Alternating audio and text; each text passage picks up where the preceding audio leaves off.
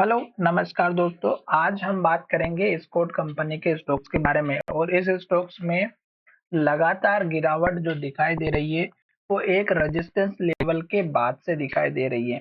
और आप अगर देखेंगे और आपको चार्ट के बारे में अगर थोड़ा बहुत भी समझ में आ रहा होगा तो स्टॉक्स ने हमें दो बार इंडिकेशन दिया था। पहला तो यहाँ पर स्टॉक्स ने हाई बनाने के बाद इन्वर्टेड हैमर बनाई थी और उसके बाद हाई बनाना बंद किया था। यहाँ से एक के बाद एक हाई बन रहा था, ग्रीन कैंडल बन रही थी। यहाँ पे इन्वर्टेड हैमर बनाए, मतलब सतर्कता आपको बरतनी थी।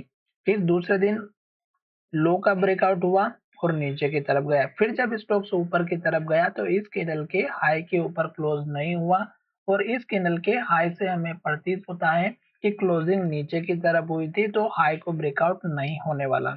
और फिर देखिएगा एक के बाद एक रेड कैंडल और लो बनाते हुए स्टॉक्स नीचे की तरफ आया। फिर स्टॉक्स ने जो लो बनाया वो हमारा बनाया 3845 का। ये लास्ट का लो था और ये लो अब टूट चुका है।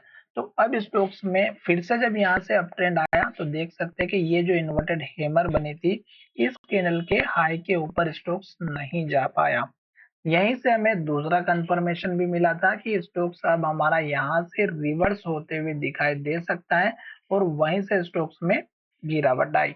तो ये थोड़ा सा चीज अगर आप समझेंगे तो शायद आपको मार्केट में अच्छे से चार्ट के बारे में पता चलेगा। तो अब ये था हमारा लास्ट का लो और लास्ट का हाई जो मैंने आपको यहाँ पर इस कैंडल के माध्यम से बताया था। अब आपको एक चीज का ये ध्यान रखना है कि जब भी स्टॉक्स अपने हाई की तरफ जा रहा है और जब नीचे की तरफ आ रहा है तो जो लो बना रहा है वो तो आप अपना सपोर्ट लेवल या स्टॉप लॉस लेकर के चलिएगा, क्योंकि लास्ट का लो टूटा मतलब स्टॉक्स में गिरावट और लास्ट का हाई टूटा मतलब स्टॉक्स अप ट्रेंड को फॉलो कर ही रहा है। अब यहाँ पर स्टॉक्स ने इस लो को तोड़ दिया और यहाँ से प्राइस को रिजेक्शन मिला, बड़ी बड़ी रेड कैंडल मिली और एक के बाद एक लो बनाते हुए आ रहा है नीचे की तरफ। अब स्टॉक्स हमारा यहाँ पर कितने दिनों से ट्रेड कर रहा था, लगभग 5 से 6 दिनों से। कल के दिन स्टॉक्स ने इन्वर्टेड हैमर बनाई, लो के पास क्लोजिंग हुई और स्टॉक्स में फिर से गिरावट है। अब ये जो इन्वर्टेड हैमर बनी है अगर आप इसके हाई को देखेंगे तो ये स्टॉक्स का पुराना वाला सपोर्ट लेवल था। अब यही सपोर्ट लेवल प्राइस को ऊपर नहीं जाने दे रहा है जो कि 3767 या 70 के आसपास का है। तो इसका मतलब ये हुआ कि स्टॉक्स यहाँ से प्राइस को रिजेक्ट कर रहा है और ऊपर नहीं जाने दे रहा है। तो अभी आपको इस लेवल का इंतजार करना है। दूसरी बात, स्टॉक्स आज भी लो बनाते हुए रेड कैंडल बनाते हुए लो के पास क्लोज हुआ है, तो वेट एंड वॉच का काम करना है।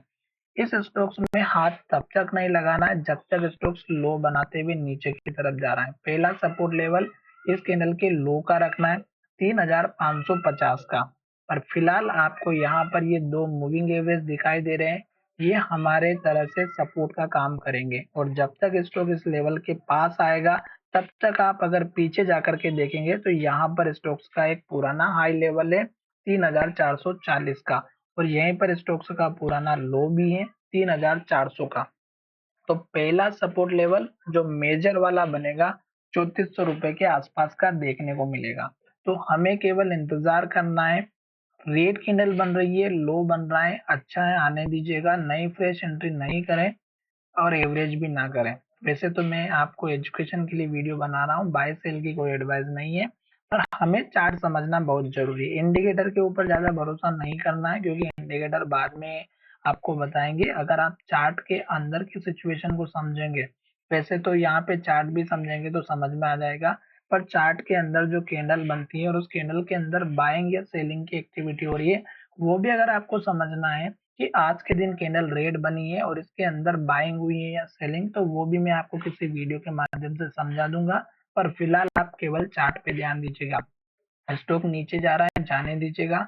वहां पर आपको कब काम आता है वो चार्ट के अंदर का डेटा, जैसे यहाँ पे इन्वर्टेड हेमर बनी तो उस कैंडल में आपको पता चलेगा कि कैंडल के अंदर सेलिंग हुई है ज्यादा या बाइंग हुई है, बाय ऑर्डर ज्यादा थे या सेल ऑर्डर ज्यादा थे। ये सारी सिचुएशन आपको यहाँ पर इस तरह के ट्रैप होने से बचा सकती है। अभी स्टॉक्स नीचे जा रहा है, यहाँ पर स्टॉक्स ने ये एक ग्रीन कैंडल बना करके हो सकता है लोगों को ट्रैप कर दिया हो और यहाँ पे स्टॉक्स में फंस चुके होंगे। तो ये चीज आपको तब पता चलेगी जब स्टॉक्स के साथ वॉल्यूम होगा, डिलीवरी परसेंटेज आएगा और बाइंग एक्टिविटी कितनी देखने को मिली। वो सब चीज आपको एक सॉफ्टवेयर के माध्यम से पता चलती है। वो वीडियो मैं आपको कभी किसी और दिन समझा दूंगा। पर फिलहाल अभी वेट कीजिएगा, जल्दबाजी नहीं करें। स्टॉक नीचे जा रहा है, जाने दीजिएगा। तो चलिए वीडियो को विराम करते हैं। धन्यवाद।